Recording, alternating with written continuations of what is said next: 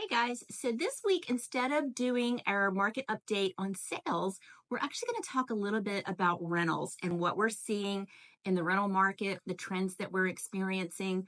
And one of the things that I'm sure you're not surprised about is when COVID happened, of course, everybody wanted to come to the Outer Banks. It was close, they could drive, weren't having to get on a plane. So the rental market just exploded along with the sales prices also increasing. But now we're seeing things going back to kind of a pre-COVID type situation. So when we have people that are looking on the west side of the highway, for example, a couple of years ago, those houses were renting very well. Now the rentals are starting to slow down. So whenever I have a buyer and they're trying to stay within a tight budget, maybe between the highways or Oceanside is not really something that they can do right now. If we're looking on the west side, I'm directing them to look in communities that have great amenities packages. Like today, I'm sitting here in a Bermuda Bay condo. Bermuda Bay almost feels like you're in a little Caribbean village. The buildings are all very colorful and fun. They have a great pool with a water slide. There's a lazy river. There's a splash pad for the kids. They have an arcade. They have a gym. It makes it worth driving to get to the beach, to be able to stay here and to be able to stay here affordably. So it kind of sets them apart.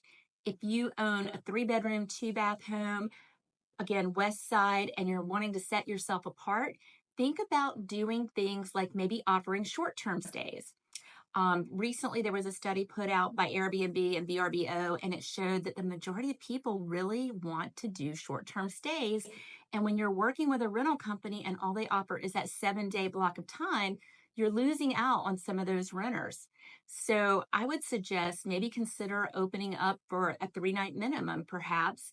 The guests are going to be paying cleaning fees, so it's not costing you extra. And one of the other benefits of a short-term stay is that generally they're not getting settled into your house and using your kitchen and all those types of things. So typically they tend to be a little bit easier on your home when they're only here for a few days. Another thing you might want to consider is doing things like providing the linens. I don't know about you guys, but the last thing I want to do if I drive 5 or 6 hours to go on vacation is get there and have to make the bed. I don't even like making the bed at my own home, so I certainly don't want to start my vacation out that way. So that is something that could set you apart. Maybe having some additional amenities for your backyard. Have cornhole available, have a beach cart available for them. Just little things like that can really go a long way. So just some things to think about. Our rentals are down this year, but again, it's not that there are less people necessarily coming here than there were last year or the year before or even pre-COVID. It's just that the rentals have been diluted more because more and more and more people have put their home in the rental program. So the renters are divided out a little bit more so than they would have been, 4 or 5 years ago.